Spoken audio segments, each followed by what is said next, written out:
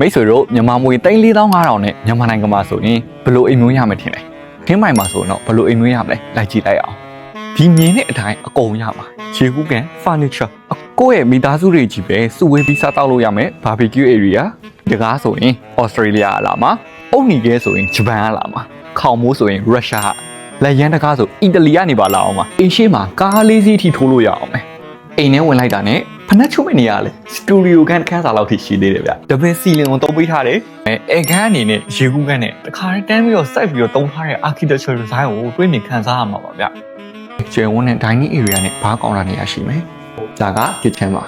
British ဆန်အိမ်ကြီးလို့လှေကားတက်စင်းနေလည်းပါတယ်ဗျအောက်ထက်က common toilet နဲ့ master bedroom ပါဗျ laundry mat နဲ့ maid room ရှိအောင်ပါဗျဟုတ်နင်းထားတဲ့လှေကားအကျုံးမှာ